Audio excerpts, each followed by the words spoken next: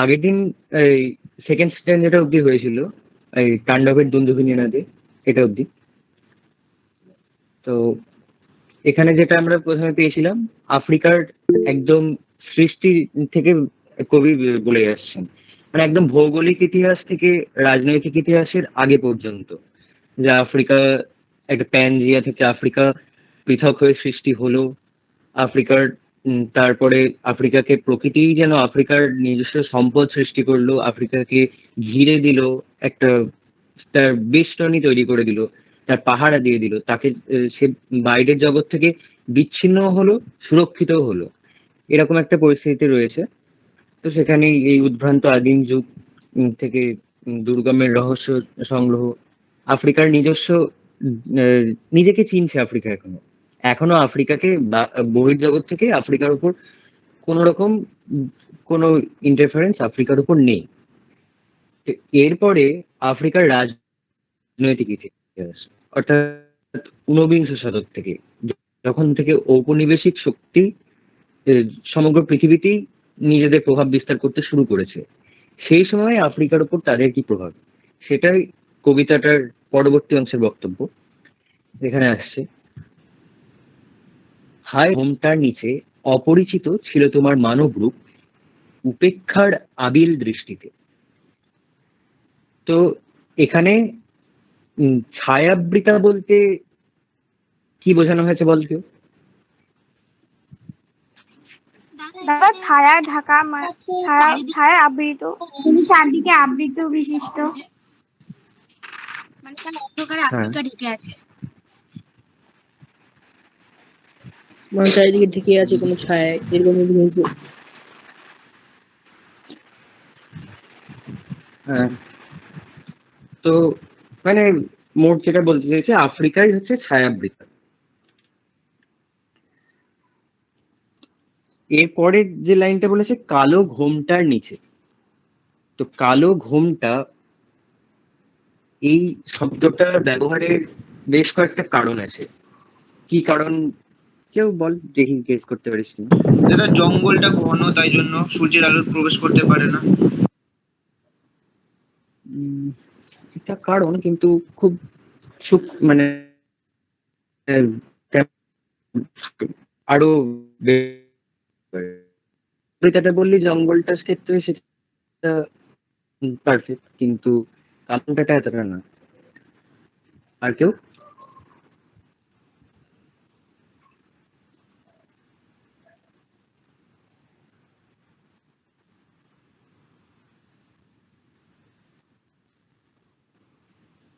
আর কেউ বলবি?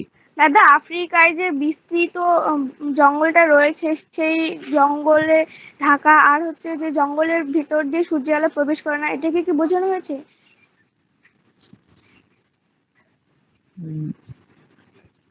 ওটা ওই যে আগের জন বললো, মানে কারণ একটা, কিন্তু ওরা ঠিক নয়।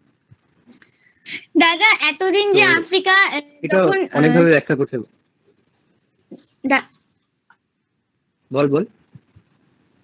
ওই যে আফ্রিকা যে এতদিন মানে মানে সবার থেকে, সব দেশের থেকে বিচ্ছিন্ন হয়েছিল, আলাদা হয়েছিল, সেই দিক থেকে সবার মানে অবজ্ঞার আড়ালে ছিল এতদিন আফ্রিকা। সেই আড়ালের কথা, সেই নিচে, মানে সেই দূরে থাকার কথা কি বলা হয়েছে? হ্যাঁ, এটা বেটার কারণ। আরো একটা কারণ হতে পারে, মানে ওই যেটা বলি আফ্রিকায় আলো প্রবেশ করে না, এটা একটা সূক্ষ্ম কারণ। তারপর তুই যেটা বললি যে আফ্রিকাকে একদিন উপেক্ষা করা হয়েছে, তো আফ্রিকা যেন ঘোমটা ঢাকা, আফ্রিকাকে কেউ দেখেনি। তো সেটা আরো একটা কারণ, আফ্রিকাকে উপেক্ষা করা হয়েছে, যে কারণে বলছে কালো ঘোমটা, শুধু ঘোমটা নয়, কালো ঘোমটা। আরো একটা কারণ হতে পারে, আফ্রিকার মানুষজন কৃষ্ণাঙ্গ। তো বর্ণবিদ্বেষ এখন একবিংশ শতাব্দীতে বসেও আমেরিকাতে মাঝে মাঝে শুনতে পাচ্ছি বর্ণ কালো কালো মানুষজন কালো।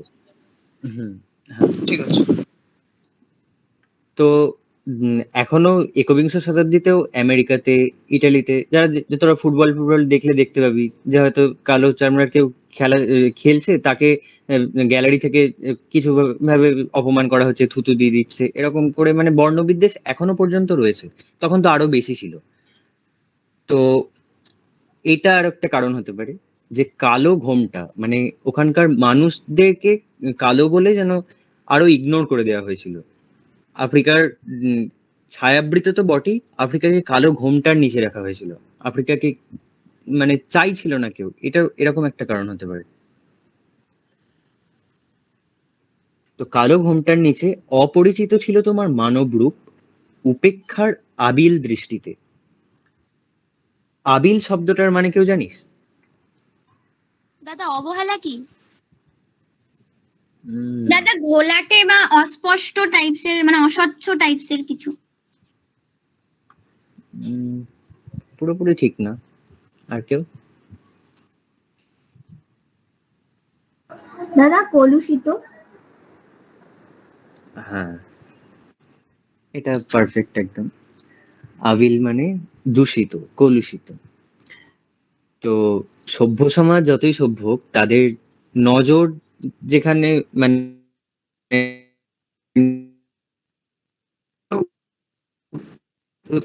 খুব দৃশ্যমান, তো সেখানে উপেক্ষার একটা দূষিত কলুষিত দৃষ্টি, সেটা বলা হয়েছে।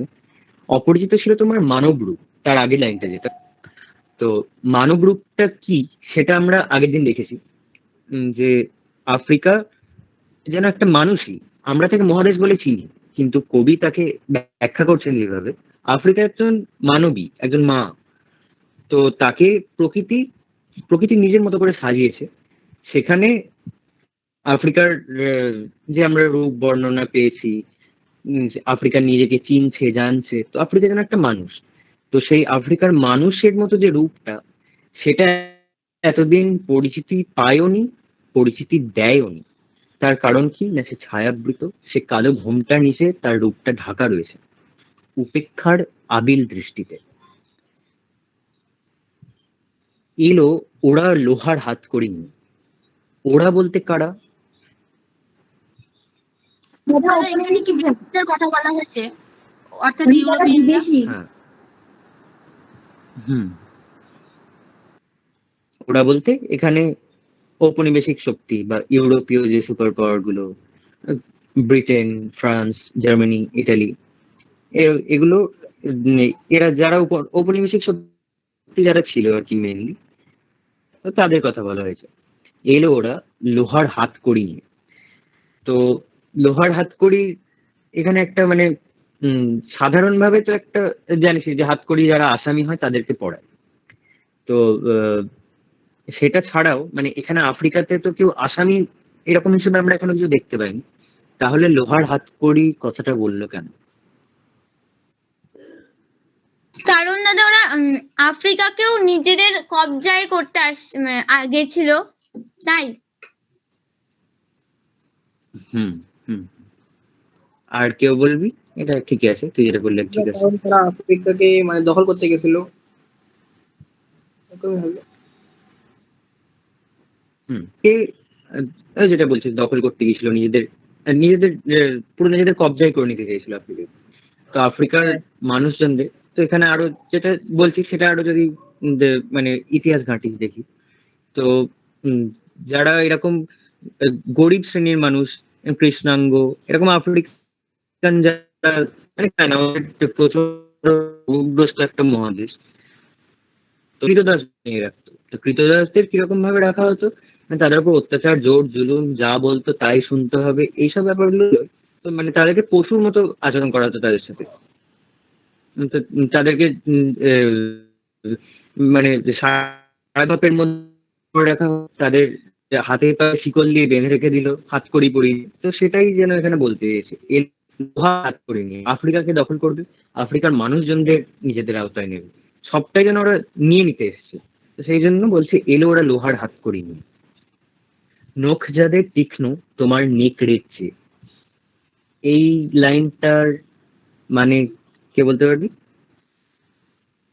দাদা দাদা তারা অ্যাডভান্স ছিল।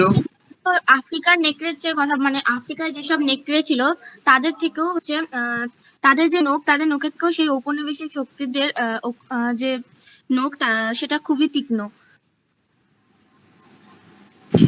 ঔপনিবেশিক শক্তির যে যেটা বললি সেটা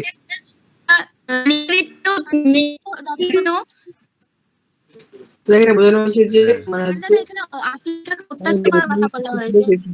মানে তারা লোকেদের আফ্রিকাকে এতটাই অত্যাচার করবে, সেটাকে নেকড়ের নখের সাথে তুলনা করা হচ্ছে। হুম হুম হুম ঠিক আছে, একদম ঠিক আছে। যে তাদের ক্ষমতা, তাদের অত্যাচার করার শক্তি, সেটা যেন এতই ধারালো, এতই তীক্ষ্ণ, সেটা আফ্রিকার নেকড়েদের চেয়েও অনেক গুণ বেশি ধারালো, অনেক তীক্ষ্ণ। নখ যাদের তীক্ষ্ণ তোমার নেকড়ের চেয়ে। এলো মানুষ ধরার দল, যে লাইনটা আগেই পেলি একবার, মানে অন্যভাবে এলো ওরা লোহার হাতকড়ি নিয়ে।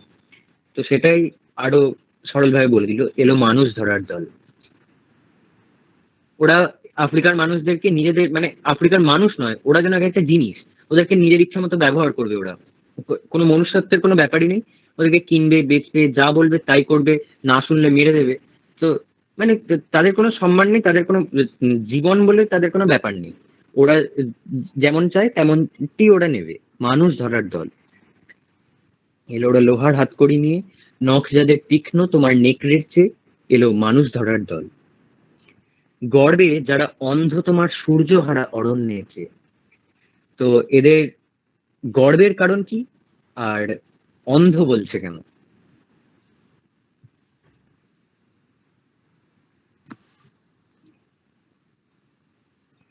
দাদা এরা নিজেদেরকে খুবই শক্তিশালী মনে করে, তাই এদের গর্ব। আর এরা সূর্য আর অরণ্যের যে বলতে এখানে হচ্ছে আফ্রিকা যেহেতু সূর্যের আলোর একটুকু মানে ওখানে মানে পৌঁছয় না, তাই এখানে সূর্য হারা বলা হয়েছে। আর অন্ধ তোমার অন্ধ বলা হয়েছে কারণ অন্ধ মানে দাদা ওরা যে মানে নির্মম অত্যাচার করতো, ওরা যে ওদের কোনো যে দয়া মায়া ছিল না, সেই নির্দয়তার কথা এখানে বলা হয়েছে অন্ধ বলতে। আর তারা আর ওরা ওই ওদের যে ক্ষমতা তার সেটার অহংকারে ওরা অন্ধ।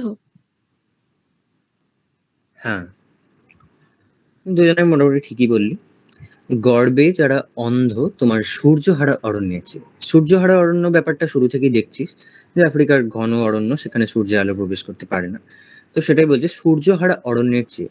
তো সূর্যহারা অরণ্যে যেখানে আলো প্রবেশ করতে পারে না, তার মানে অরণ্যের ভেতরের অংশটা অন্ধকার। আর অন্ধদের দৃষ্টি কি হয়? অন্ধদের দৃষ্টি অন্ধকার, তারা দেখতে পায় না। তো সেরকমই আফ্রিকার জঙ্গলগুলো যেরকম অন্ধকার, যেরকম দেখা যায় না, দুর্ভেদ্য অন্ধকারের মতো ব্যাপার। তো ওদের গর্বটাও যেন আমরা সভ্য, আমরা শক্তিশালী, আমরা আমাদের থেকে বেশি আর কেউ কিছু করতে পারে না, এইরকম যে গর্বটা দেখবি। তোরা ইতিহাসে এটা পড়েছিস কিনা জানি না, কেউ কেউ পড়ে থাকবে নিশ্চয়, যে ব্রিটিশরা বলতো ব্রিটিশ সাম্রাজ্যে সূর্য কখনো অস্ত যায় না। তো সেরকমই ওদের ওরা যে ঔপনিবেশিক গোটা পৃথিবী জুড়ে উপনিবেশ স্থাপন করেছে।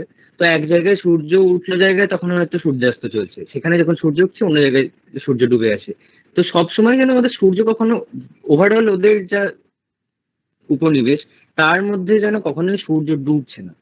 তো এটা ওদের বলার বক্তব্য। তো সেরকমই ওদের প্রচন্ড অহংকার, যে ওরাই সুপ্রিম, ওদের থেকে বেশি শক্তিশালী, বেশি বোদ্ধা কেউ হতে পারে না, হয়নি এরকম। তো সেই হিসেবে ওরা আর কিছু দেখতে পায় না, ওরা অন্ধ, ওদের গর্ভতে ওরা অন্ধ। এতই অন্ধ যে আফ্রিকার সূর্যহারা অরণ্যের অন্ধকারের চেয়েও তারা কম, তারা বেশি অন্ধকারের মধ্যে রয়েছে। এটাই যেন বলতে চেয়েছে, গর্বে যারা অন্ধ তোমার সূর্যহারা অরণ্যের চেয়ে। তার পরের লাইন, সভ্যের বর্বর লোভ নগ্ন করলো আপন নির্লজ্জ অমানুষতা। তো সভ্য আবার বর্বর দুটো কিন্তু বিপরীতার্থক শব্দ। তাহলে পরপর দুটো বিপরীতার্থক শব্দ ব্যবহার করছে কেন? আগের লাইনটা দেখলি এটার উত্তর পাবি। কারণ দাদা মানে ওই ঔপনিবেশিক শক্তিরা নিজেদেরকে সভ্য মনে করে, যে তারাই হলো সভ্য আর সবাই হলো অসভ্য। যেমন আফ্রিকাকে তারা অসভ্য মনে করে, আর এখানে আসলে ওরা হচ্ছে বর্বর, মানে হচ্ছে অসভ্য। এই জন্য এখানে দুটোকে একসাথে ব্যবহার করা হয়েছে। আচ্ছা, আর কেউ? মানে দাদা ওরা সভ্য, ওরা ওরা তো ইংরেজ, তো ওরা এত সভ্য হওয়া সত্ত্বেও ওদের মানে ওদের ব্যবহারটা এত মানে ব্যবহারে ওরা এত অত্যাচার ব্যবহার মানে ওরা এত অত্যাচার করে, ওরা সভ্য হওয়া সত্ত্বেও এত অসভ্য, এটাই এখানে সেই কারণেই বলা হয়েছে যে ওরা একদিক থেকে সভ্য হতেই পারে, কিন্তু ব্যবহারের দিক থেকে ওরা সবার সাথে মানে অসভ্যতামি করে। তাই বোঝানো হয়েছে হয়তো। ঠিক আছে, আর কেউ কিছু?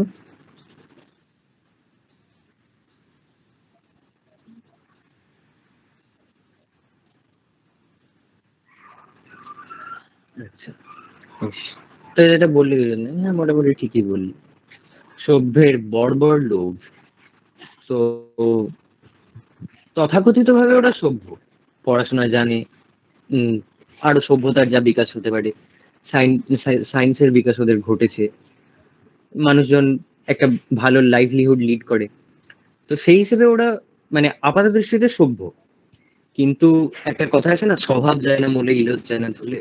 তো সেরকম ব্যাপার, মানসিকতা তো একটা মানুষের মানসিকতা তো পাল্টে যাবে না। তোদের মানে এটা ওদের মানসিকতার মধ্যেই আসে। ওরা আহ, মনের দিক থেকে চূড়ান্ত নীচ, অসভ্য, বর্বর। তো সেটা আফ্রিকাতে গিয়েই ওরা দেখিয়ে ফেলছে। শুধু মানুষজনের সাথে নয়, ওদের যে লোভ রয়েছে, এত সভ্য হওয়ার পরেও যে মার্জিত সেই ব্যাপারটা নয়, ওদের চূড়ান্ত লোভ রয়েছে। আমরা সব নেব, আমরা এখানকার মানব সম্পদকেও ব্যবহার করব নিজেদের ইচ্ছা মতো, প্রাকৃতিক সম্পদকেও ব্যবহার করব, লুটে নেব, সবটা নিজেদের ইচ্ছা মতো। তো ওদের চূড়ান্ত লোভ রয়েছে, একটা বর্বরচিত আচরণ রয়েছে। তো যে কারণে বলছে সভ্য হওয়া সত্ত্বেও তারা বর্বর। সভ্যের বর্বর লোভ নগ্ন করলো আপন নির্লজ্জ অমানুষতা। এই যেটা বললাম, মনের ব্যাপারটা। তো তারা আপাত দৃষ্টিতে সভ্য, কিন্তু তারা অ্যাকচুয়ালি অমানুষ। তাদের মানবিক বোধ নেই, মনুষ্যত্ব বোধ নেই, অমানুষের মতো যে তাদের নির্লজ্জ একটা স্বভাব রয়েছে। তো সেটা যেন তারা এই আফ্রিকার সামনে দেখিয়ে ফেললো। এমনিতে গোটা দুনিয়া দেখছে সভ্য, কিন্তু আফ্রিকার সামনে তারা দেখিয়ে ফেললো। তারা যেন উদম হয়ে গেল, তারা একদম তাদের মন যেন সরাসরি মনটা নগ্ন হয়ে গেল। দেখতে পাওয়া যাচ্ছে যে তারা সত্যিকারের একটা বর্বর প্রজাতি, তাদের মধ্যে কোনো দয়া মায়া নেই, কোনো মনুষ্যত্ব নেই। এটা তারা বুঝিয়ে ফেললো আফ্রিকাতে গিয়ে, লোভ থাকার জন্য। সভ্যের বর্বর লোভ নগ্ন করলো আপন, আপন মানে নিজের নির্লজ্জ অমানুষতাকে আফ্রিকার সামনে দেখিয়ে ফেললো। তার পরের ক্রন্দন বাষ্পাকুল পথে ধুলি রক্ত অশ্রুতে না ভাষণ কেন বলছে?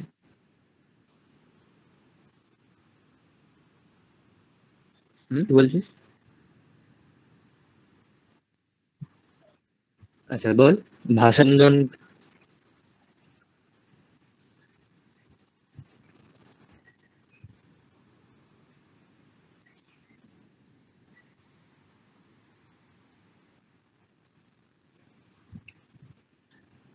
মানে কি বললে? এই যে তোমার ভাষাহীন ক্রন্দন, এই জায়গাটা বলছে তো, ভাষাহীন ক্রন্দন কেন বলছে ও? দাদা এখানে কি মানে আফ্রিকার বলার কোনো ভাষা নেই, তাই জন্য আর সে এতটাই মানে অত্যাচারিত, সে সে শুধু কাঁদতেই পারছে, তার কোনো বলার ভাষা নেই।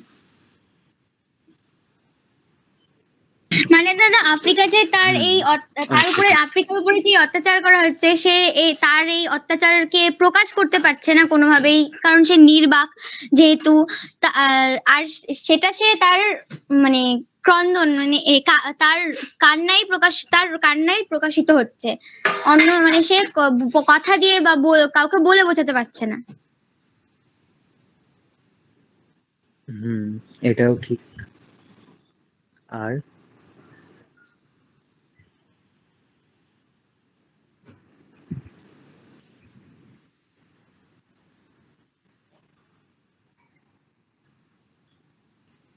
আর কেউ কিছু বলবি?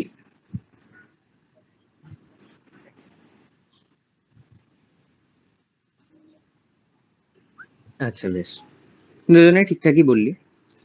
তোমার ভাষাহীন ক্রন্দনে বাষ্পাকুল অরণ্যপথে। তো আফ্রিকার উপর ওরা এতটাই অত্যাচার শোষণ করছে ঔপনিবেশিক শক্তিরা, তো আফ্রিকার যেন সত্যি করে আর কিছু বলার ভাষা নেই। আর আফ্রিকা যেন সহিষ্ণু, আফ্রিকা এত অত্যাচারের পরেও কিছু বলছে না, সে শুধু কেঁদে যাচ্ছে, তার কান্নাটাই তার ভাষা।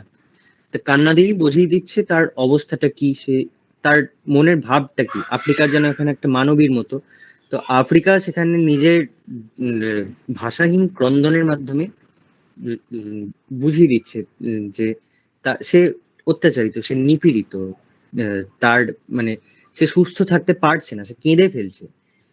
এবার তার পরের জায়গাটা যেটা বাষ্পাকুল অরণ্য পথে, তো কাঁদলে দেখবি চোখের সামনে একটা ঝাপসা হয়ে যায়।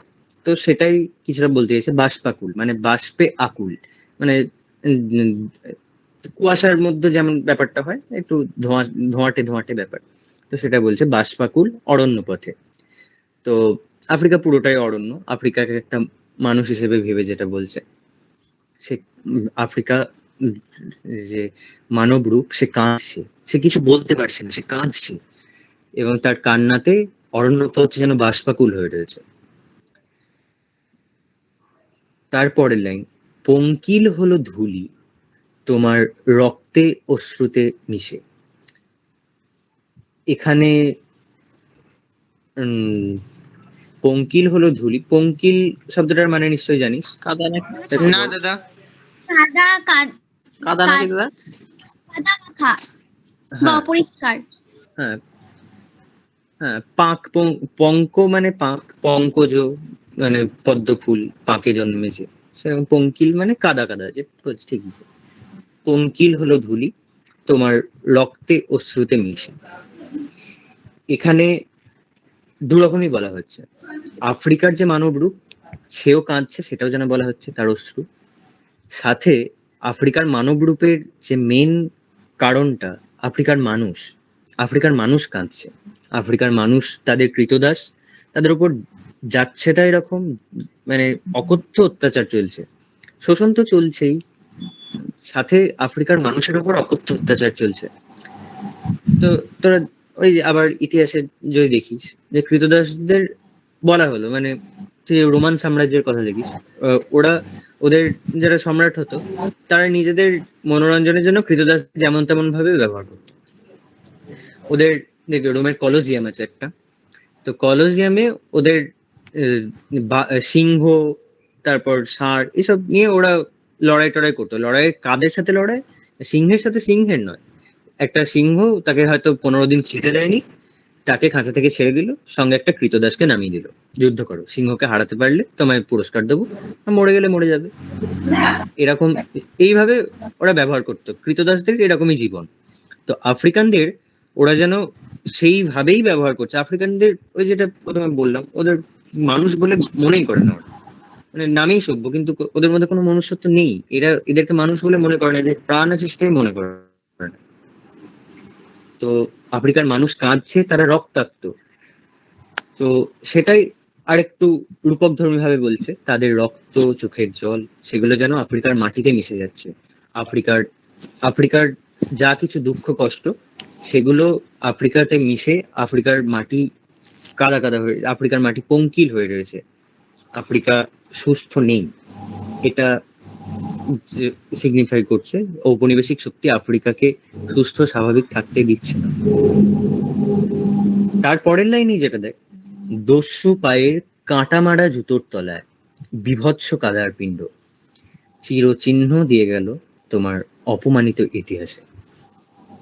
দস্যু পায়ের কাঁটা মারা জুতোর তলায়, দস্যু কাদের বলছে? উপনিবেশিকদের। উপনিবেশিকদের। দাদা ব্রিটিশদের যারা বিদেশিরা যারা এসেছিল আফ্রিকার উপর অত্যাচার করতে। তো ব্রিটিশটা বলবি না এরকম সরাসরি, কারণ আফ্রিকাতে সমস্ত প্রায় সব ইউরোপিয়ান দেশই করেছিল এখানে উপরে, মানে বড় বড় যে দেশগুলো তারা সবাই মোটামুটি উপনিবেশ করেছিল। সবসময় ব্রিটিশ বা ইংরেজ বলবি না, ঔপনিবেশিক শক্তিটাই বলিস, ওটা বেটার। তো দস্যু, Okay, দাদা। তাদেরকে দস্যু বলছে কেন?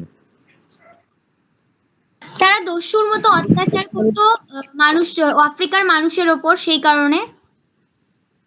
দাদা তারা দস্যু বলা হয়েছে কারণ তারা হচ্ছে আফ্রিকার উপর অত্যাচার করতো এবং আফ্রিকার যে সমস্ত মানে ভালো ভালো সম্পদ সেগুলো তারা নিজেদের ভোগে কাজে লাগিয়েছিল। হুম, ঠিক আছে এটা। মানে তো দোষটা যেমন আফ্রিকা প্রাকৃতিক বল বল। দস্যুরা যেমন হচ্ছে লুটপাট চালায়, তো সেরকমই মানে সেই মানে ঔপনিবেশিক শক্তিরাও সেই আফ্রিকা খালি লুটপাট চালাচ্ছিল, তো সেই সব ভালো ভালো জিনিস সবকিছু তাদের তারা নিজেদের দেশে নিয়ে যাচ্ছিল। হ্যাঁ, ঠিক আছে। তো এটাই দস্যু মানে কি, ডাকাত। তো হ্যাঁ এখানে আফ্রিকার যে প্রাকৃতিক সম্পদ, ভূগোলে দেখেছিস আফ্রিকার প্রাকৃতিক সম্পদের প্রাচুর্য প্রচুর, মানে পৃথিবীর মোট যা কিছু খনিজ সম্পদ বা অন্যান্য গাছপালা, মানে যে কোনো ভাবে প্রাকৃতিক সম্পদ বলতে যা বোঝায় তার প্রায় 30% শুধুমাত্র আফ্রিকাতেই আছে। পৃথিবীর যা মোট আছে তার 30% আফ্রিকাতে আছে। আরো একটা বড় রিজার্ভার হচ্ছে অ্যামাজন। তো এরকম এই দুটো একটা বড়, সেই জন্য আফ্রিকার প্রতি একটা ওদের আলাদাই নজর রয়েছে। এমনকি ওই রকম সময় ওই ঔপনিবেশিক শক্তির সময়ে জানা গিয়েছিল আফ্রিকাতে প্রচুর হীরের খনি আছে।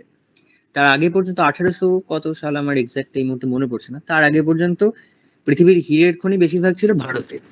তো ওইটার পর থেকে মানে যখন থেকে আফ্রিকাতে এটা ঢুকতে শুরু করলো, তারপরে আহ, অন্যান্য প্রাকৃতিক সম্পদের সাথে সাথে জানা গেল আফ্রিকাতে অনেক হীরের খনি আছে। প্লাটিনাম, সোনা এগুলো তো রয়েছেই, হীরের খনির সন্ধান পাওয়া গেছিল। তো এরকমই আফ্রিকার প্রাকৃতিক সম্পদকে ওরা জাস্ট নিংড়ে নিতে এসেছিল। ওদের তো মানে ওই যেটা দস্যু ডাকাতদের যা কাজ, ডাকাতরা তো আর মায়া দয়া মমতা কিছু দেখাবে না।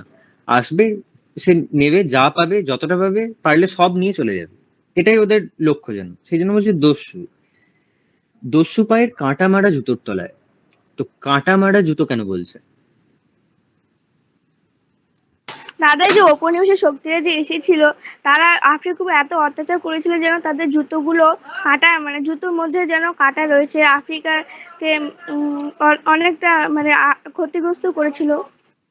দাদা আফ্রিকার মনে হতো যে ওরা ঔপনিবেশিকরা আফ্রিকাকে এত অত্যাচার করতো যে আফ্রিকার ওদের প্রত্যেকটা পায়ের যে কি বলে ওটা, পায়ের মানে পা যে জুতো ওরা প্রত্যেকটা মানে আফ্রিকা না ঔপনিবেশিক শক্তি যে প্রত্যেকটা পা ফেলতো, সেই এক একটা প্রত্যেকটা পায়ের ওদের পা ফেলাতেও আফ্রিকা অত্যাচারিত হতো। তাই মনে হয়েছে আফ্রিকার যে কাটা মারা জুতো।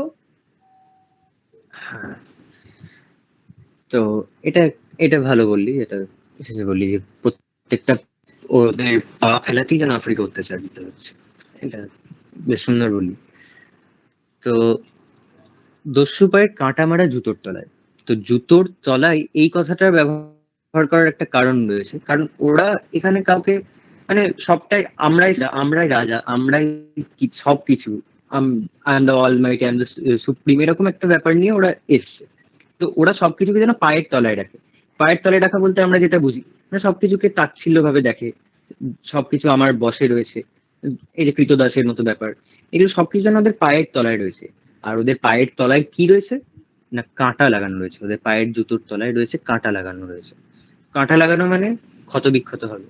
তো আফ্রিকা যেন ওদের পায়ের তলায় রয়েছে, আর তাতে আফ্রিকা ক্ষত বিক্ষত হচ্ছে। ওদের প্রতিটা পদক্ষেপে আফ্রিকা ক্ষত বিক্ষত হচ্ছে। এটা যে বললি, খুব সুন্দর বললি। তো ওদের প্রতি পদে ওরা আফ্রিকাকে রক্তাক্ত করছে, আফ্রিকাকে কাঁদিয়ে দিচ্ছে। তো দস্যু পায়ের কাঁটা মারা জুতোর তলায় বিভৎস কাদার পিণ্ড। কাদার কারণটা দেখলি আগে, পঙ্কিল হলো ধুলি তোমার রক্ত অশ্রুতে মিশে। রক্ত অশ্রুর কারণটা এনে দেখলি কাঁটা মারা জুতোর তলায় রয়েছে। তাই কাদার পিণ্ডটা বোঝা যাচ্ছে যে এটা একটা সিগনিফিকেন্স, যে আফ্রিকার দুঃখ দুর্দশাটাকে যেন একটা কাদার পিণ্ড বলছে। কিন্তু বিভৎস কেন বলছে? বিভৎস শব্দটার আক্ষরিক অর্থ কি?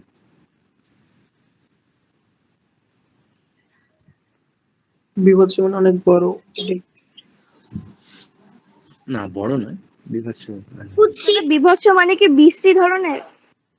হ্যাঁ দাদা মানে কুৎসিত। হ্যাঁ, এটা বলতে পারিস। মানে বিচ্ছিরি, খুবই খারাপ। কুৎসিত। হ্যাঁ, এগুলো বলতে পারিস। বিভৎস, ভীষণ একটা খুব বাজে রকম একটা, মানে ভীষণ বললে বিশাল আকার কিছু বোঝায়, তো বাজে রকমের যেটা বললে কুৎসিত, খুব বিশ্রী, এরকম। তো বিভৎস কাদার পিণ্ড।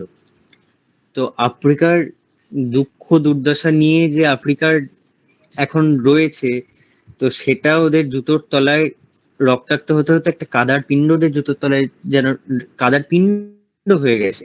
আর সেটা অত্যন্ত বিভৎস, অত্যন্ত মানে সেটা দেখা যাচ্ছে না, এতটা তাদের নিকৃষ্ট তাদের ব্যবহারগুলো সব নজরে পড়ছে। কাদার পিণ্ডটার মধ্যে দিয়ে যেন আফ্রিকার রূপটা দেখতে পাচ্ছে, যে যে এতটাই ওরা বাজেভাবে অত্যাচার করেছে আফ্রিকার উপর। বিভৎস কাদার পিণ্ড চিরচিহ্ন দিয়ে গেল তোমার অপমানিত ইতিহাসে। তো ইতিহাস অপমানিত, তার কারণ কি না, ওরা অত্যাচার করেছে, ওরা শোষণ করেছে, ওরা আফ্রিকাকে কোনো রকম দরদ দেখায়নি। আফ্রিকা ওদের কাছে জাস্ট একটা মানে হান্টিং গ্রাউন্ড যা বলে আর কি, যে নেবো, ব্যবহার করব, তাতে আমাদের যা করতে হয় তাই করব, এরকম এরকম ভাবে আফ্রিকাকে ওরা ব্যবহার করে নিয়েছে। তো সেটার কারণে আফ্রিকাকে ওরা যা নয় তাই ভাবে অত্যাচার করেছে, শোষণ করেছে। যে ইতিহাসটা আমরা এখন দেখছি, জানছি, সেই ইতিহাসটা আফ্রিকার কাছে অপমানজনক। আফ্রিকা একজন মা, তার কাছে সেটা অপমান সূচক। তো সেটা বলছে অপমানিত ইতিহাস, চিরচিহ্ন দিয়ে গেল। তো এটা যেন আর কোনোদিন মুছবে না। ওরা ঔপনিবেশিক শক্তি ওখানে আফ্রিকার তে যা যা করে গেল, সেটা একটা চিরকালীন ক্ষত হয়ে রইল। ইতিহাসের পাতা থেকে কিছু মোছা যায় না।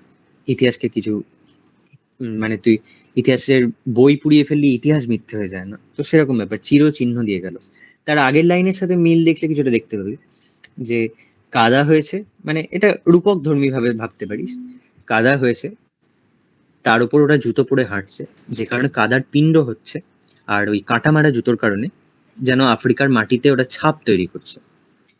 তো এখানে ছাপটা হচ্ছে ওদের কৃতকর্ম, ওরা যা যা করলো সেগুলোই যেন আফ্রিকার মাটিতে ছাপ পড়লো, সেটাই বলছে চিরচিহ্ন। আর কাদার পরে যে ছাপটা পড়ে সেটা শুকিয়ে গেলে দেখবি ওই রকমই থেকে যায়। তো কিছুটা ওইটাই যেন রূপক ভাবে বলতে চাইছি, যে ওরা ওরকম ওই রক্ত অশ্রুতে মেশা কাদার কর্দমাক্ত আফ্রিকার উপর কাঁটা মারা জুতো দিয়ে যে চিহ্ন দিয়ে গেল, সেই চিহ্নটা ইতিহাস থেকে আর মুছল না। আফ্রিকা অপমানিত হলো, আফ্রিকার অপমানিত ইতিহাসে এটা একদম চিরকালীন দাগ থেকে গেল, যে ঔপনিবেশিক শক্তি আফ্রিকার উপর এইরকম ভাবে অত্যাচার করেছে। তাহলে এই স্ট্যান্ডাটা আবার একবার শুরু থেকে দেখ। হায় ছায়াবৃতা, কালো ঘোমটার নিচে অপরিচিত ছিল তোমার মানব রূপ, উপেক্ষার আবিল দৃষ্টিতে এলো ওরা লোহার হাতকড়ি নিয়ে, নখ যাদের তীক্ষ্ণ তোমার নেকড়ের চেয়ে, এলো মানুষ ধরার দল গর্বে যারা অন্ধ তোমার সূর্যহারা অরণ্যের চেয়ে। সভ্যের বর্বর লোভ নগ্ন করলো আপন নির্লজ্জ অমানুষতা।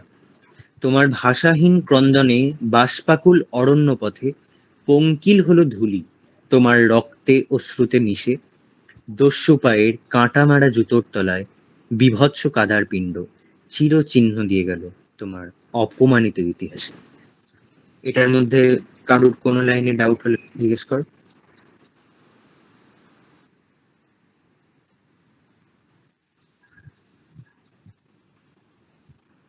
দাদা সমুদ্রের পাড়ে সেই মুহূর্তে তাদের পাড়ায় পাড়ায় মানে ওটা তো এখনো যাইনি আমি। ও আচ্ছা।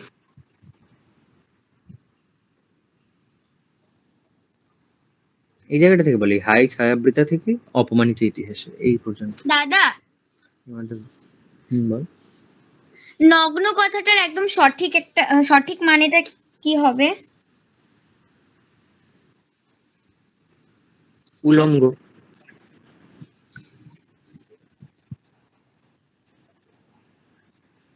আরো মানে বাংলাতে এ করলে অনেক আছে, উদম বলতে পারিস।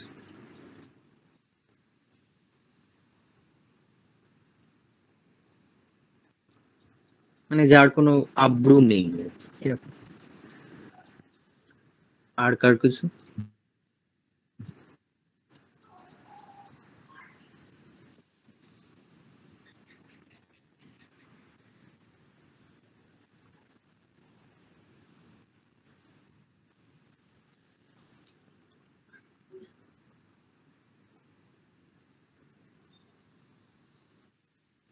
দাদা, বল। দাদা ওই যে উপেক্ষার আবিল দৃষ্টিতে, এই লাইনটা একটু বুঝিয়ে দাও না। হ্যাঁ, তো আবিল শব্দটার মানে যেটা বললাম, আবিল মানে দূষিত, কলুষিত। তো এতদিন আফ্রিকা তো এমনি দেখলি প্রাকৃতিক ভাবে আফ্রিকা সভ্য জগৎ থেকে দূরে ছিল। এখানে কোনো সভ্য জগতের পদার্পণ হয়নি, সভ্য জগতের নজর পড়েনি।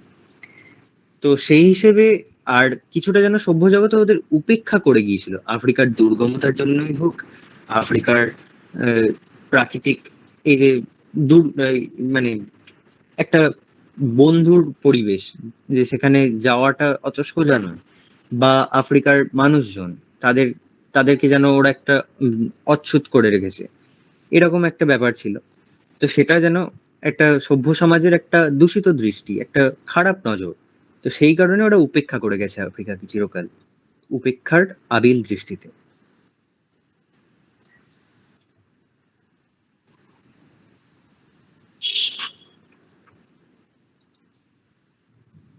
আর কারোর কিছু?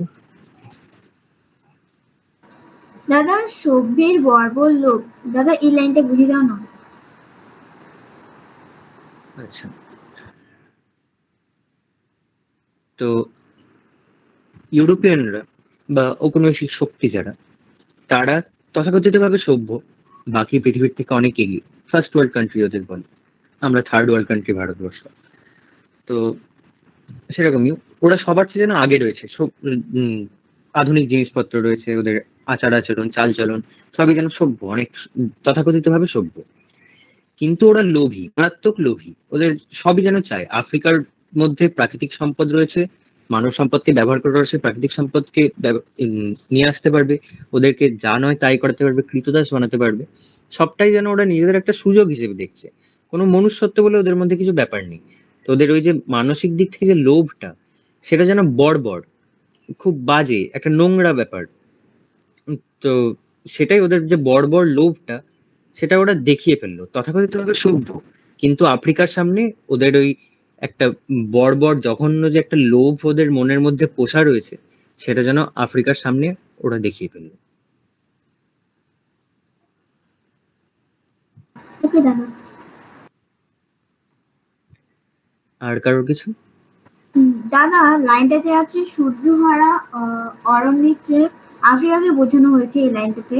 তো আফ্রিকা যে জঙ্গলটা আছে ওখানে তো সূর্যের আলো পৌঁছতে পারে না, তাই কি আফ্রিকাকে সূর্যহারা অরণ্য বলা হয়েছে? হুম।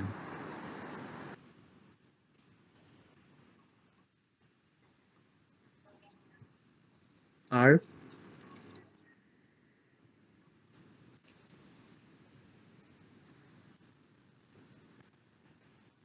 না দাদা, বুঝতে পেরেছি। তাহলে পরের স্ট্যান্ডাতে যাব। হ্যাঁ দাদা। হ্যাঁ দাদা। ঠিক আছে, তো পরের স্ট্যান্ডাতে দেখ। সমুদ্র পাড়ে সেই মুহূর্তেই তাদের পাড়ায় পাড়ায় মন্দিরে বাজছিল পুজোর ঘন্টা। সকালে সন্ধ্যায় দয়াময় দেবতার নামে শিশুরা খেলছিল মায়ের কোলে। কবির সঙ্গীতে বেজে উঠছিল সুন্দরের আরাধনা। এতক্ষণ দেখ আফ্রিকার একটা বর্ণনা পাচ্ছিলি। প্রথমে আফ্রিকার প্রাকৃতিক বর্ণনা, আফ্রিকার একটা মানব দিককে কিছুটা বলা হলো, তারপরে আফ্রিকার উপর ঔপনিবেশিক শক্তির অত্যাচারটাকে বর্ণনা করা হলো। এরপরে যেটা বলছে সমুদ্র পাড়ে সেই মুহূর্তেই, এবার এখানে একটা স্নিগ্ধ ব্যাপার রয়েছে, যে সবকিছু ভালো চলছে, সবকিছু সুন্দর সাজানো গোছানো যেন একটা জিনিস কি এখানে বলতে চেয়েছে। তো একটা হিংস্রতার পরে এই সুন্দর জিনিসটা কোথায় হচ্ছে না সমুদ্র পাড়ে। তো সমুদ্র পাড়ে যারা ক্রিকেট দেখিস তারা দেখবি, যখন কোনো বাইরের দেশে সমুদ্র পার করে এখানে যেতে হয়, সেরকম জায়গায় দেখবি কোনো দল খেলতে গিয়ে বলে ওভারসিজ খেলতে যাওয়া। তো সেরকম সমুদ্র পাড়ে এটা একটা সেটাই এখানে বলতে চাইছে। মানে আফ্রিকা তো এই মহাদেশগুলো সব সমুদ্র দিয়ে বিচ্ছিন্ন, তো আফ্রিকার পরে সমুদ্র, তা পেরিয়ে যেন ইউরোপ। তো ইউরোপে সেই সময় সমুদ্র পাড়ে বলতে ইউরোপ ঔপনিবেশিক শক্তিদের যারা জায়গা, ওদের দেশ, সেখানে তাদের পাড়ায় পাড়ায় মন্দিরে বাজছিল পুজোর ঘন্টা। মানে ওদের ওখানে সবকিছু ঠিকঠাক, আফ্রিকাকে ওরা এরকম ভাবে অত্যাচার করে যাচ্ছে, শোষণ করে যাচ্ছে, নিজেদের কিন্তু সবকিছু ঠিকঠাক, মানে অনেকটা এরকম যে হয়তো ডাকাত ডাকাতি করতে বেরিয়েছে, কিন্তু ডাকাতের পরিবার খুব শান্তিপূর্ণভাবে রয়েছে, তাদের কোনো সমস্যা নেই, এরকম কিছুটা। মন্দিরে বাজছিল পুজোর ঘন্টা, সকালে সন্ধ্যায় দয়াময় দেবতার নামে শিশুরা খেলছিল।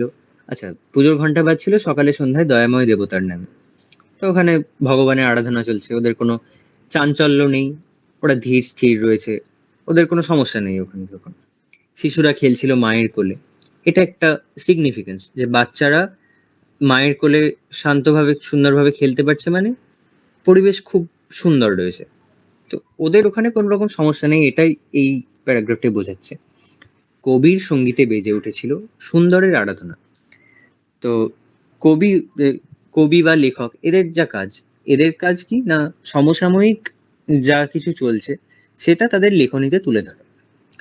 তো সেই সময় ওদের ওখানকার যারা কবি সাহিত্যিক লেখক, তাদের তো চারপাশের পরিবেশ নিয়ে কোনো সমস্যা নেই, সেখানে সবকিছু তারা সুন্দর দেখছে, তারা প্রকৃতির রূপ দেখছে, মানুষের স্বাভাবিক সচ্ছল জীবনযাত্রা দেখছে, তো তারা সুন্দরেরই আরাধনা করছে।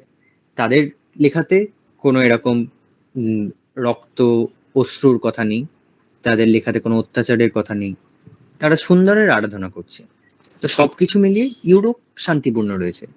ইউরোপে কোনো কিছুই বিঘ্ন হয়নি, কিন্তু ইউরোপের লোকেরাই আফ্রিকার সবকিছু নষ্ট করে দিয়েছে, তছনছ করে দিয়েছে। আফ্রিকা যেন আর ঠিক নেই, আফ্রিকার ওপর ওরা অমানসিক অত্যাচার করে গেছে নিজেদের সবকিছু ঠিক রেখে। তো সেটা এখানে দুটো কন্ট্রাস্টে দেখাচ্ছে, যে একদিকে এতটা খারাপ অবস্থা আর অন্যদিকে ততটাই ভালো অবস্থা, এই দুটোর পাশাপাশি রেখে তুলনা করছে যেন।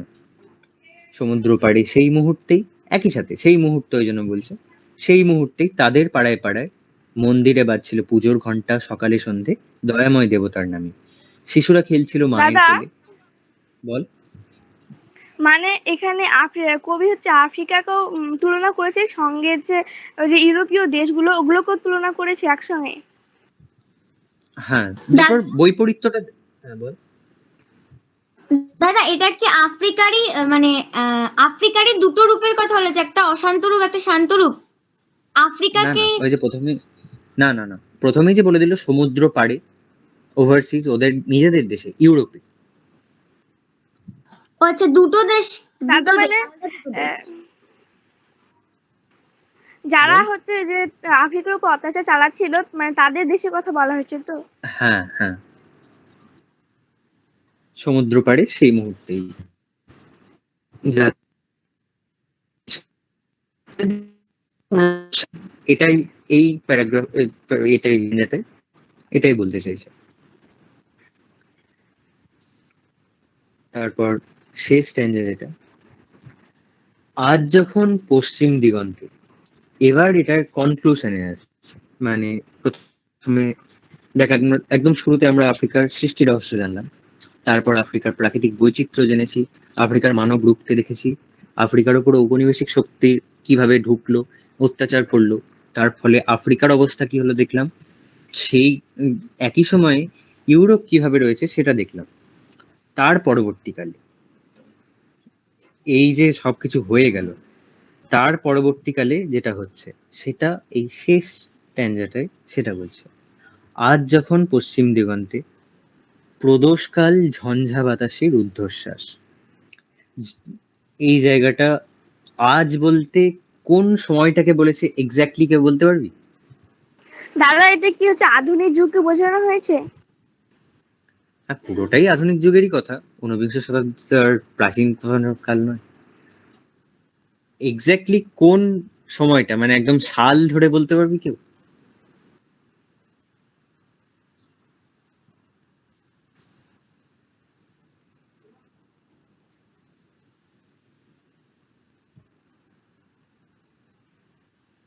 দাদা, বিংশ শতক নাকি? হ্যাঁ, বিংশ শতকের কোন অধ্যায় সেটা? শেষ সময় মানে যখন যুগটা শেষ হতে চলেছে সেই সময়টাকে বলা হয়েছে। কিসের যুদ্ধ? এটা বললাম যুগটা যখন শেষ হতে চলেছে, মানে যুগের শেষ দিক, সেই সময়টা আচ্ছা আচ্ছা, যুগ না না না, বিংশ শতকের যুগের শেষ মানে তো 1980-90। মানে কি উনিশশো বলছিস? সাতচল্লিশে যে এদিকে আমাদের এখানে ভারতে যুদ্ধ হচ্ছিল, সেই যুদ্ধের কথা বলা হয়েছে। কিছুটা ঠিক, পুরো না। দাদা মানে যখন আমাদের এদিকে যখন দেশ আমাদের স্বাধীন হচ্ছিল তখন কি ওদিকে মানে ওদিকের অবস্থার পরিবর্তন, এটা কি বোঝানো হয়েছে? ওই কিছুটা পার্শিয়ালি ঠিক, পুরোটা না। তো বলেই দিই। তো এই যে ঔপনিবেশিক শক্তির যে বাড়বাড়ন্ত, সেটা শুরু হয়েছে ঊনবিংশ শতক, মানে 1800 সালের পর থেকে। 1800 থেকে 1900-র মাঝে এটা ঊনবিংশ শতক। তো সেই সময় শুরু হয়েছে এই ঔপনিবেশিক শক্তির আনাগোনা, অত্যাচার, এইসব। তো আজ বলতে যেটা বলছে বিংশ শতকের শুরুর দিকে, একটু পর থেকে, অর্থাৎ যখন থেকে রাজনৈতিক একটা ভারসাম্য নষ্ট হলো। অর্থাৎ কি না, বিংশ শতাব্দীতে সবচেয়ে উল্লেখযোগ্য রাজনৈতিক ভারসাম্য নষ্ট করা জিনিস কি হয়েছিল? প্রথম বিশ্বযুদ্ধ, দ্বিতীয় বিশ্বযুদ্ধ। তো সেই সময়ই ওদের ঔপনিবেশিক শক্তির যে বাড়বাড়ন্ত, সেটা এবার তুই এটা আমাদের নিজেদের দেশ দিয়ে একটা উদাহরণ দেখতে পারিস। ওদের কিন্তু তখন কবজা যেন আস্তে আস্তে দুর্বল হয়ে পড়ছে। 1757 সাল থেকে ওরা রয়েছে, কিন্তু এবার তারপরে 1900 সালের পর থেকে ওরা যেন আর সেইভাবে, ওদের জোর নেই, আর আস্তে আস্তে যেন মানে স্বাধীনতার দিকে এগিয়ে যাচ্ছে। তো সেরকমই ওদের সমস্ত জায়গাতে ওই যে বিশ্বযুদ্ধের সময়, এমনি বিশ্বযুদ্ধ ব্যাপারটাই একটা অস্থির ব্যাপার। তোরা 9-এর ইতিহাসে পড়েওছিস যে ওখানে ওদের নিজেদের মধ্যেই তখন ঝামেলা লেগে গেছে, যে ইউরোপের মধ্যে জার্মানি একটা দিকে হয়ে গেছে, এদিকে ইংল্যান্ড ফ্রান্স একদিকে রয়েছে, ওরা আমেরিকার সাথে থাকতে চাইছে, জার্মানি এদিকে জাপানকে সাথে নিচ্ছে। ওদের নিজেদের মধ্যেই একটা যেন গৃহযুদ্ধের মতো ব্যাপার। ওদের সামাজিক পরিস্থিতি, মানুষের যে জীবনযাত্রা, সবকিছু বিঘ্নিত। সাথে আবার উপনিবেশগুলোও ভাঙছে, যে এখানে এশিয়াতে উপনিবেশ ছিল, আমেরিকাতে উপনিবেশ ছিল, তো সবই যেন ওদের আস্তে আস্তে ছেড়ে দিতে হচ্ছে। ওদের আফ্রিকা, যেহেতু আমরা আফ্রিকাটা পড়ছি, আফ্রিকাটা জানছি, তো আফ্রিকাকে ওরা ছেড়ে এসেছে, তখন আফ্রিকার উপরেও বেশি দিন কবজা রাখতে পারেনি। তবুও কিছুটা ছিল, আফ্রিকা অনেকটাতেই ছিল। তোরা যদি ইতিহাসে দেখিস যে আমেরিকা বলতে নর্থ আমেরিকাতে অতটা ওরা কবজা করতে পারেনি, মানে ইউএস এর এরিয়াতে ওরা খুব বেশি দিন কবজা করতে পারেনি। অনেক আগে উপনিবেশ করেছিল, কিন্তু খুব তাড়াতাড়ি ওদের ছাড়তে হয়েছিল। 30-40 বছর মতো ছিল, তার বেশি পারেনি। কিন্তু সাউথ আমেরিকাতে দেখিস তাহলে দেখবি আর্জেন্টিনা বহুদিন ধরে স্পেনের উপনিবেশ ছিল, ব্রাজিল দিন ধরে পর্তুগাল উপনিবেশ ছিল, যে কারণে ওর এখনকার জনজীবনেও প্রভাব রয়েছে। তো এরকম ভাবে ওদের এখানে এশিয়াতে দেখতে পাচ্ছি ভারতের উপনিবেশ ছিল। ভারত বলতে তো শুধু ভারত নয়, ভারতীয় উপমহাদেশের একটা বিস্তীর্ণ এলাকা ওদের উপনিবেশ ছিল। চীনে ব্রিটিশদের উপনিবেশ তৈরি করে নিয়েছিল, ইন্দোনেশিয়া, ওশিয়ানিয়া, ওখানে উপনিবেশ। আফ্রিকা যেমন কেউ উপেক্ষিত ছিল, ওশিয়ানিয়া কিছুটা তাই, যেন ওরা আস্তে আস্তে থাকতে শুরু করেছিল। তো সেরকম আফ্রিকাতে ওরা যেমন অত্যাচার করছিল, ওশিয়ানিয়াতে সম্পদ রয়েছে কিন্তু আফ্রিকার মতো না, সেক্ষেত্রে ওদের ওখানে অত্যাচারের ব্যাপারটা কম, কিন্তু এরকম আস্তে আস্তে বেশ করছিল আর কি। তো সব জায়গা থেকে উপনিবেশ ভাঙতে লেগেছে, ওদের আর সেরকম জোর থাকছে না, ওরা সেরকম নিজেদের মুঠোয় রাখতে পারছে না জিনিসগুলোকে। সাথে নিজেদের গৃহযুদ্ধের মতো ব্যাপার লেগেছে, বিশ্বযুদ্ধ হচ্ছে, বিপুল টাকার ক্ষয়ক্ষতি হচ্ছে, অর্থনৈতিক দিক দিয়ে ক্ষতি হচ্ছে, মানুষের জীবনযাত্রার ক্ষতি হচ্ছে। তো সব দিক দিয়ে ওরা যেন একটা বাজে সময়ের মধ্যে রয়েছে। আজ বলতে ওই প্রথম বিশ্বযুদ্ধ, দ্বিতীয় বিশ্বযুদ্ধের সময়টা, মানে 1910-15 থেকে 1950 সাল পর্যন্ত এরকম সময়টাকে বলা হয়েছে। তো আজ যখন পশ্চিম দিগন্ত বলতে পাশ্চাত্য, ওদের যে দেশ ইউরোপ, ওয়েস্টার্ন, তো পশ্চিম দিগন্ত কথাটা সেই জন্য বলেছে। আজ যখন পশ্চিম দিগন্তে প্রদোষকাল ঝঞ্ঝা বাতাসের ঊর্ধ্বশ্বাস, এটা জাস্ট কবিতার স্বার্থে এরম বলেছে যে প্রদোষকাল, প্রদোষ শব্দটার মানে কেউ বল? সন্ধ্যাবেলা। সন্ধ্যাকাল। হ্যাঁ, প্রদোষ মানে সন্ধ্যাবেলা। সন্ধ্যাকাল। হ্যাঁ, তো সন্ধ্যাবেলা এটা একটা কিছুটা রূপক নিয়ে আসছে। দাদা। সন্ধ্যাবেলা মানে, হ্যাঁ বল। দাদা বললাম, তুমি যে সালটা বললে ওটা একটু আরেকবার বলবে? দাঁড়া, এক্সাক্ট সালটা তো আমার মনে পড়ছে না। তোর প্রথম বিশ্বযুদ্ধ মানে 1919 থেকে শুরু হয়েছিল, তাই কি না? একটু আগে 1914 মনে হয়। হ্যাঁ, 1914 1914 তে স্টার্ট হয়েছে, 1919 হ্যাঁ দাদা, শেষ হয়েছে মনে হয়। হ্যাঁ, তো ওই রকমই ওই রাজনৈতিক অস্থিরতা 10-15 থেকে শুরু হয়েছে, এদিকে 1950 এরকম বলতে পারিস, বা আরেকটু বেশি হতে পারে। তো 1945 সালে দ্বিতীয় বিশ্বযুদ্ধ শেষ হয়েছে, 47-এ ভারতবর্ষ স্বাধীন হয়েছে। তো ওই পুরো পিরিয়ডটাই, মানে প্রথম বিশ্বযুদ্ধ শেষ হওয়ার পরে যে ওরা শান্তিপূর্ণভাবে ছিল এমনটাও নয়, তখন কিন্তু উপনিবেশের ওদের যে শক্তি ছিল, ওদের কবজা ছিল, সেগুলো কিন্তু দুর্বল হতে থাকছে। তো ওর হয়ে যাচ্ছে, এটা বলতে চাইছি। প্রদোষকাল, সন্ধেবেলা মানে সূর্যাস্ত হচ্ছে, আস্তে আস্তে আলো কমে আসছে, অন্ধকার আসছে, সেটাই যেন কবি এখানে সিগনিফাই করছে যে ওদের যে সূর্য ছিল, ওদের যে সাম্রাজ্যবাদ ছিল, ওদের ঔপনিবেশিক ক্ষমতা ছিল, সেগুলো যেন নিভে আসছে, সেগুলোতে অন্ধকার নামছে, সেগুলো শেষ পর্যন্ত পর্যবসিত হয়ে যাচ্ছে একটা, ওদের যা কিছু ক্ষমতা ছিল, যে ক্ষমতার দম্ভ ছিল, গর্বে যারা অন্ধ ছিল, তাদের সবকিছু যেন এবার ভাটা পড়ে যাচ্ছে তাদের। প্রদোষকাল, ঝঞ্ঝা বাতাস মানে যে উত্তাল ব্যাপারটা রয়েছে, যুদ্ধ হচ্ছে, তো সেটাতে রুদ্ধশ্বাস, ওরা যেন দম নিতে পারছে না, গোলাগুলি বারুদ সঙ্গে মানসিক অস্থিরতা, ওদের যেন শান্তি নেই, রুদ্ধশ্বাস হয়ে গেছে। প্রদোষকাল, ঝঞ্ঝা বাতাসের রুদ্ধশ্বাস। যখন গুপ্ত গহ্বর থেকে পশুরা বেরিয়ে এলো, তো এখানে গুপ্ত গহ্বর বলতে কি বলা হয়েছে বল?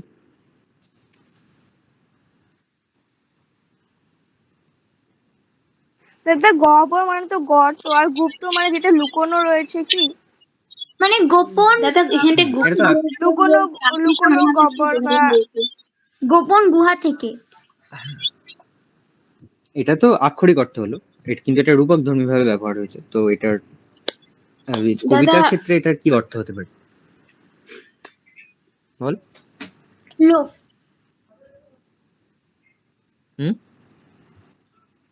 দাদা এটা আফ্রিকা মহাদেশকে বোঝানো হয়েছে। আফ্রিকা মহাদেশ তো সবার সামনে লুকায়িত ছিল, মানে আত্মপ্রকাশ ছিল না। তো যখন এটা আত্মপ্রকাশ হলো, তো পরে হলো যখন ওই দেশ থেকে ঔপনিবেশিক শক্তি বেরিয়ে আসতেছে, তো তখনই বলা হয়েছে ওই কথাটা, যে গুপ্ত গহ্বর থেকে মানে আফ্রিকা মহাদেশ থেকে ঔপনিবেশিক শক্তি বেরিয়ে আসছে ও আফ্রিকা মহাদেশের সব সম্পত্তি লুট করে। না না, এটা সেটা না। আর কেউ কিছু বলবি?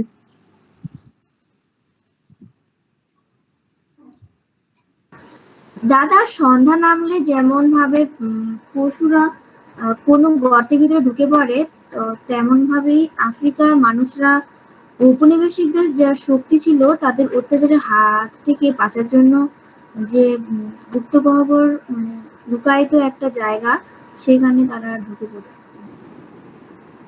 কিন্তু এখানে তো বলেছে পশুরা বেরিয়ে এলো, হ্যাঁ দাদা, এখানে ঢুকে পড়ার কথা বললেন। পশুরা যেভাবে সন্ধ্যা নামলে শিকারের জন্য বেরিয়ে আসে, তো আফ্রিকার যে মানুষরা যে ছিল, তো তারা তো গুপ্ত গহ্বরের ভিতরে লুকিয়ে ছিল, তো তারা আত্মপ্রকাশের জন্য তারা ছুটে বেরিয়ে আসছিল। তাদের উপর এতদিন অত্যাচার হয়েছে, তারা তো লুকিয়ে ছিল না। আর দেখ বলছে পশু, আফ্রিকার মানুষরা তো পশু নয়, আফ্রিকার মানুষদের উপরই তো পাশবিক অত্যাচার হচ্ছে। দাদা এটা কি হচ্ছে ইউরোপীয় দেশগুলি মানুষের কথা বলা হয়েছে? তারা এতদিন যেহেতু অত্যাচার করেছে, অত্যাচারের পর তারা এখন যেখানে তারা ঔপনিবেশিক মানে যেটা করে উঠেছিল, মানে আফ্রিকা থেকে তারা বেরিয়ে আসছে, এখন তারা আর পারছে না, তারা এখন তাদের ভিতটা নড়ে। না না না, এটা সেটা বলছে না। আচ্ছা বলে দিচ্ছে। তো এখানে গুপ্ত গহ্বর থেকে পশু বলতে বলা হচ্ছে ওই যেটা বললাম, ওদের রাজনৈতিক অস্থিরতা, ওদের নিজেদেরই সমস্যা, যেটা ধর মানে ওদের তখন যেহেতু ওইরকম যুদ্ধ পরিস্থিতিতে কি হয়, যেটা তুই এখানকার ইতিহাসেও দেখতে পাবি, যে অনেক বিশ্বাসঘাতক তৈরি হয়, নিজেদের দেশেরই লোক কিন্তু সে হয়তো উল্টো দিককে সাহায্য করছে। তো সেরকমই ওদেরই ইউরোপেরই লোক কিন্তু একে অন্যের বিরুদ্ধে চলে যাচ্ছে। এদিকে জার্মানি, রাশিয়া, এরা একটা পক্ষ নিয়ে নিচ্ছে, ওদেরকে সাপোর্ট করার জন্য যেন হয়তো দেখা যাচ্ছে ব্রিটেনের মধ্যেও কিছু লোক রয়েছে। তো সেরকম পশু বলছে যেন, তারা যেন যারা বিশ্বাসঘাতক হয় তাদেরকে আমরা তো ভালো চোখে দেখি না, তাদেরকে সে কারণে পশু মানে তাকে নিকৃষ্ট বলতে চাইছি। সেরকমই ওরা যেন জানতো না, তারা যেন সব লুকিয়েছিল, যে তারা সন্ধে হতেই তারা যেন আত্মপ্রকাশ করলো। তাদের এরকম যখন রাজনৈতিক সংকটের ঘন ঘটা, সেই সময় আরো বিপর্যস্ত করে দেওয়ার জন্য পশুর মতো সমস্ত লোকজন বেরিয়ে আসছে। অশুভ ধ্বনিতে ঘোষণা করলো দিনের অন্তিম কাল। তো তাদের ওই যে গৃহযুদ্ধ, রাজনৈতিক দ্বন্দ্ব, তাতে সেটা যেন এক একটা অশুভ ধ্বনি। ওই মানে পশুরা যেমন ডাকতে, ধর সন্ধ্যাবেলায় বা রাতের বেলায় তোরা যদি কেউ গ্রামের দিকে থেকে থাকিস, বা থেকে থাকলেও সবসময় হবে না, তো যদি শুনে থাকিস যে শেয়াল ডাকে, তো সেরকমই ধর মানে শেয়াল ওরকম সন্ধ্যাবেলার দিকে বেরোয়, তারপর ডাকে। তো সেরকমই যেন পশুরা একটা অশুভ ধ্বনি দিল, তাতে ঘোষণা করলো দিনের অন্তিমকাল। দিনের অন্তিমকাল মানে সন্ধ্যা। তো এখানে দিনের অন্তিমকালটা দুরকম ভাবে বলছে। এখানে এই যে আগের লাইনে সন্ধ্যাটা বলছে, সন্ধ্যার কারণটা কি বললাম না, ওদের সভ্যতার সূর্য অস্ত যাচ্ছে, ওদের ঔপনিবেশিক শক্তির সূর্য অস্ত যাচ্ছে। তো দিন বলতে সেটাকে বোঝানো হচ্ছে, ওদের শক্তি, ওদের সভ্যতা, সেটা যেন আস্তে আস্তে অস্ত যাচ্ছে, সেটা দিনের অন্তিমকালকে ওরা এই অশুভ ধ্বনিতেই ঘোষণা করছে। এবার এই চারটে লাইনে সেটাই বলেছে, আজ যখন পশ্চিম দিগন্তে প্রদোষকাল ঝঞ্ঝা বাতাসের ঊর্ধ্বশ্বাস, যখন গুপ্ত গহ্বর থেকে পশুরা বেরিয়ে এলো, অশুভ ধ্বনিতে ঘোষণা করলো দিনের অন্তিমকাল। এটা ওদের এবার এত কিছু যে ওরা অত্যাচার করেছে, এবার এখানে যেটা বলতে পারিস যে পশুরা বেরিয়ে আসছেই বা কেন। তো কর্মফল বলে একটা ব্যাপার রয়েছে, আহ, হিন্দি বা ইংলিশে কর্মা বলে। তো কর্মফল কেউ এড়িয়ে যেতে পারে না, এই দর্শন দিয়ে দেখা হয়। তো ওরা যে এই অত্যাচারগুলো করেছে, সেটার সেটা তো মানে ভগবানের চোখে সবাই সমান। তো সমান সমান পাল্লা সমান না করে তুমি যেতে পারবে না, এটা একটা মানে সহজ সত্য। তো আফ্রিকার উপর তুমি যে অত্যাচারগুলো করেছো, সেইগুলোর ফলস্বরূপ তুমি এখন নিজে অত্যাচারিত হচ্ছ। তুমি নিজেদের মধ্যেই রাজনৈতিক সমস্যার সৃষ্টি হচ্ছে, যুদ্ধ হচ্ছে, দ্বন্দ্ব হচ্ছে, রক্তক্ষয় হচ্ছে, অর্থক্ষয় হচ্ছে, অর্থনীতির হচ্ছে, মানব জীবনের অবক্ষয় হচ্ছে, উপনিবেশ ভাঙছে, কিছুই ঠিকঠাক নেই। সব যেন ঋণ চোকাতে হচ্ছে, যা কিছু দোষ করেছে তার যেন ঋণ চোকাতে হচ্ছে, কর্মফল ভোগ করছে। তো সেই কারণে গুপ্ত গহ্বর থেকে পশুরা বেরিয়ে আসছে, দিনের অন্তিমকাল ঘোষণা করছে, যা প্রদোষকাল ঝঞ্ঝা বাতাসের ঊর্ধ্বশ্বাস করে রেখেছে, পশ্চিম দিগন্ত সংকটে রয়েছে।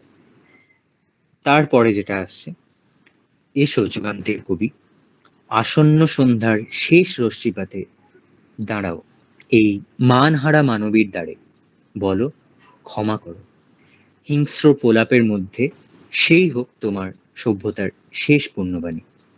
তো এখানে এসো যে যুগান্তের কবি যেটা বলছেন, তো যুগান্ত, যুগান্ত যুগান্তর কথাটার মানে কি? মানে দাদা যুগের শেষ মানে যুগের অন্ত। যুগের শেষ, একটা যুগ থেকে অন্য যুগে যাচ্ছে। তো ওদের যেন ঔপনিবেশিক যুগ, ওদের রাজনৈতিক ক্ষমতার যুগ, সভ্যতার যুগ, সেটা যেন একটা যুগ শেষ হচ্ছে। তো সেই যুগের শেষে যে কবি, ওদের যারা কবি মানে কি, কবি তো হিংস্র নয়, কবির একটা চেতনা রয়েছে, কবি ভালো মন্দ বিচার করতে জানে। তো সেই যুগান্তের যে কবি, তাকে এখানে কবিতার যিনি লিখছেন সেই কবি যেন আহ্বান জানাচ্ছে, এসো যুগান্তের কবি, আসন্ন সন্ধ্যার শেষ রশ্মিপাতে। মানে তোমাদের সভ্যতার যে সূর্য অস্ত যাচ্ছে, সন্ধে নামছে, তো সূর্য সেই তোমাদের সভ্যতার সূর্যের যে শেষ আলোটা পড়বে, সেই শেষ আলোতে তুমি দাঁড়িয়ে কি করবে? দাঁড়াও এই মানহারা মানবীর দ্বারে। মানহারা মানবী বলতে কাকে বলছে? দাদা আফ্রিকাকে বোঝানো হয়েছে। মানে আফ্রিকাকে বোঝানো হয়েছে। হ্যাঁ, এক্স্যাক্টলি তাই। আফ্রিকার যে মান সম্মান ওরা কিছুই রাখেনি, শোষণ করেছে, অত্যাচার করেছে, রক্ত অশ্রুতে ভরিয়ে দিয়েছে, অত্যাচারিত ইতিহাস বানিয়েছে। তো তাতে আফ্রিকার যে মাতৃরূপ, তা তার চূড়ান্ত অপমান হয়েছে। তার কিছুই আর যেন তার নেই, সে মান হারিয়ে ফেলেছে, সম্মান নেই তার আর। সেই মান হারা মানবীকে যে তুমি অত্যাচার করেছিলে, তার জন্য যে কর্মফল ভোগ করছো, এই কর্মফল থেকে, সেই কর্মফলের জন্য তোমার সভ্যতা সূর্য অস্ত যাচ্ছে। সেই সূর্যের শেষ রশ্মিপাতে দাঁড়িয়ে যুগান্তের কবি, চেতনা সম্পন্ন যে ব্যক্তি, তাকে কবি বলছে। কারণ বাকিরা যেমনকার তেমনই, তাদেরকে বলে কোনো লাভ নেই। তো সেই কবিকে তার সভ্যতার হয়ে যেন ক্ষমা চেয়ে নিতে বলছে, দাঁড়াও এই মানহারা মানবীর দ্বারে, বলো ক্ষমা করো।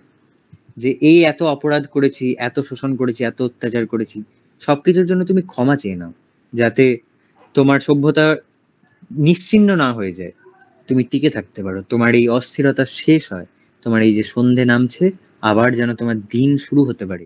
তুমি এই এত অত্যাচার করেছো, তার প্রেক্ষিতে এই মানহারা মানবীর সামনে দাঁড়িয়ে বলো ক্ষমা করো। হিংস্র প্রলাপ। প্রলাপ শব্দটার মানে কি? দাদা অর্থহীন বাক্য, মানে যেটা, যে কথাটা কোনো মানে নেই সেরকম। হুম হুম আরো ছোটখাটো করে কেউ বলতে পারবি? তুই এটা বলি ঠিক বলেছিস, একদম ঠিক বলেছিস। আর কেউ বল।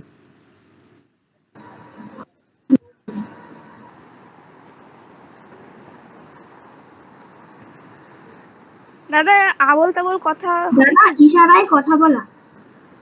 না, ইশারা নয়, আবোল তাবোলটা ঠিক আছে, ইশারায় কথা বলা নয়। তো প্রলাপ মানে ভুল বকা, আবোল তাবোল কথা, বা যে কথার মানে নেই সেরকম। তো সেটাই ওদের হিংস্র প্রলাপ। তো ওরা, ওদের সবসময় যেন ওদের মধ্যে একটা হিংস্রতা রয়েছে, সভ্য কিন্তু ওদের ওই যে দেখলি বর্বর লোভ রয়েছে। ওরা মানুষের উপর অমানসিক অত্যাচার করেছে, তো ওরা হিংস্র, ওরা পশুর মতো নিজেরাই, মানে নিজেদের একটা বাজে দিককে ওরা নগ্ন করে ফেলেছে। আফ্রিকাকে সামনে দেখিয়ে ফেলেছে যে ওরা আদেও সভ্য নয় মনের দিক থেকে। তো সেই ওদের হিংস্র প্রলাপ, ওরা যাই করে সবটাই যেন ভুলভাল। তো সেটাই, আর সেটা সম্পূর্ণ হিংস্রতা, উগ্রতা, হিংসা সম্পূর্ণ। তো সেই হিংস্র প্রলাপ যে এতদিন তুমি ছড়িয়ে রয়েছো এই ঔপনিবেশিক শক্তির মধ্যে, যেখানে যেখানে উপনিবেশ করেছো সমস্ত মানুষের উপর, সমস্ত জায়গার উপর, সেখানে তোমরা লুঠতরাজ করেছো, সেখানে অত্যাচার করেছো, মানুষকে স্বাভাবিক জীবনযাত্রা যেতে দাওনি। তো সেই যে হিংস্র প্রলাপ বলতে এগুলো বোঝানো হচ্ছে। হিংস্র প্রলাপের মধ্যে সেই, তো সেই হোক তোমার সভ্যতা, এই যে সভ্যতা দেখলি, এই আগের লাইনগুলো দেখলি, প্রদোষকাল, দিনের অন্তিমকাল, অর্থাৎ তাদের সভ্যতা শেষ হচ্ছে। সেই যে সভ্যতা শেষ হচ্ছে, সেই সভ্যতার শেষ একটা, তুমি এত একটা জঘন্য নিকৃষ্ট একটা, যে তুমি সভ্যতার নামে একটা দূষণ ছড়িয়ে গেলে, যে মানুষের উপর অত্যাচার করে গেলে, মানুষের অভিশাপ সঞ্চয় করলে, যে কারণে তোমাদের কর্মফল ভোগ করতে হচ্ছে। তো সেই একটা বিশ্রী অধ্যায়ের শেষে একটা অন্তত ভালো কাজ তোমরা করে যাও। যুগান্তের কবি, তুমি ক্ষমা চেয়ে নাও, তুমি একটা ভালো কাজ করে শেষ পুণ্যবাণী, পুণ্য মানে আহ, মানে পাপ পুণ্য, পাপের বিপরীত যেটা, তুমি দাদা পুণ্য মানে তো ভালো ভালো, কাজ। হ্যাঁ ওটাই বলছি, ভালো কাজ করো, একটা অন্তত ভালো কাজের সাক্ষ্য রেখে যাও। তোমার সভ্যতা শেষ হচ্ছে, সেই সভ্যতার শেষে তুমি একটা ভালো কাজ করে যাও। তুমি যা যা অত্যাচার করেছো তার জন্য ক্ষমা চেয়ে নাও, হয়তো তোমার ক্ষমা করে দিতে পারে। সেই সভ্যতার শেষ পুণ্যবাণী বলো ক্ষমা করো। আফ্রিকার সামনে দাঁড়িয়ে তুমি ক্ষমা চেয়ে নাও, ব্যাস। তো এটার মধ্যে কারোর কোনো সমস্যা? দাদা এখানে যে বলো ক্ষমা করো যে বলেছে, তো এখানে অর্থাৎ যুগান্তের কবি কি ওই ঔপনিবেশিক শক্তিদেরকে বলছে যে তারা যাতে ক্ষমা চেয়ে নেয়? হ্যাঁ, ঔপনিবেশিক শক্তিকে নয়, ওই যেটা বললাম, ঔপনিবেশিক শক্তির লোকজন তো পাশবিক, তাদের তো কোনো মনুষ্যত্ব বোধ নেই। তো যাদের একটু মনুষ্যত্ব বোধ আছে, চেতনা বোধ আছে, যুগান্তের কবি, ওদের যারা কবি তাদের তো চেতনা রয়েছে, তাকে ওদের প্রতিনিধি হিসেবে, যে ঔপনিবেশিক শক্তিটা যা যা অত্যাচার করেছে, তুমিও তো উপনিবেশেরই লোক, উপনিবেশিক শক্তিরই একটা অংশ, একটা লোক, তো তুমি তাদের হয়ে ক্ষমা চেয়ে নাও। আচ্ছা। দাদা কবি, যুগান্তরের কবিকে কেন বলছে ক্ষমা চাওয়ার জন্য? ওই যেটা বললাম, বাকিদের তো মনুষ্যত্ব বোধ বলে কিছু নেই, তাদের তো কোনো চেতনা নেই, তারা যা মনে করছে আমরা যা কিছু করেছি, রক্তপাত করেছি, খুন করেছি, আমরা লুঠতরাজ চালিয়েছি, সবই আমরা ঠিক করেছি, আমাদের নিজেদের ভালোর জন্য করেছি, এটা তো কোনো অপরাধ নেই। তো তারা তো ভেবে দেখতেই পারছে না যে এটা আমরা কোনো ভুল কাজ করেছি। তো যাদের বিচার বুদ্ধি রয়েছে সেটা কারা? যারা যাদের মনন শক্তি রয়েছে, যাদের চেতনা শক্তি রয়েছে, তো যারা লেখক, কবি, তারা তো সেই ধরনের ওরকম হিংস্র নয়। তারা ভাবতে পারছে, তারা জানে যে এগুলো ঠিক নয়। তো সেরকমই একটা চেতনা সম্পন্ন ব্যক্তিকে ওদের প্রতিনিধি হতে বলেছে, যে যুগান্তের কবি, তুমি যাও ক্ষমা চেয়ে নাও। ঠিক আছে দাদা।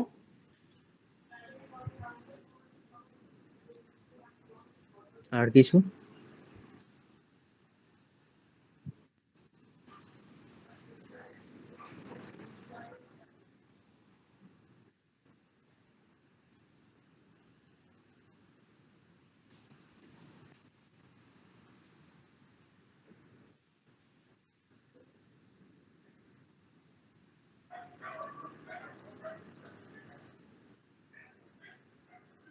আর কারোর কিছু থাকলে বল। না দাদা, আর কোনো প্রবলেম নেই। সবারই?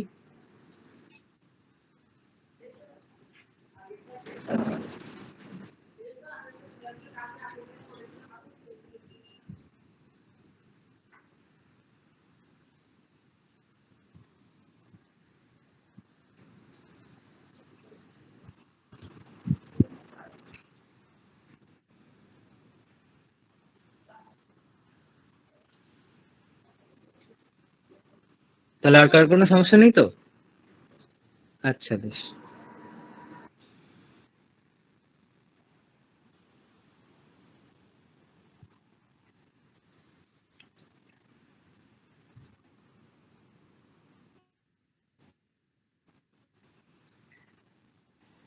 তাহলে কবিতাটা শেষ হলো। আমার কাছে ছায়া প্রকাশনী সহায়িকাটার পিডিএফ রয়েছে, তো তোদের কারো কি লাগবে তাহলে পাঠিয়ে দেবো, না হলে যদি সবার কাছে থাকে তাহলে আর তাহলে তুমি তাহলে গ্রুপে দরকার দিয়ে নেই। দিও। দাদা আমার কাছে প্লান্টেই আছে, ছায়া নেই, দিয়ে দিও। আচ্ছা হ্যাঁ বেশ। দিয়ে দিলে ভালো হবে। আচ্ছা বেশ, আমি পাঠিয়ে দেবো, যার যা লাগবে দেখে নিবি। ঠিক আছে, হ্যাঁ ওকে দাদা। পর ভালো করে। হুম, শেষ করছি।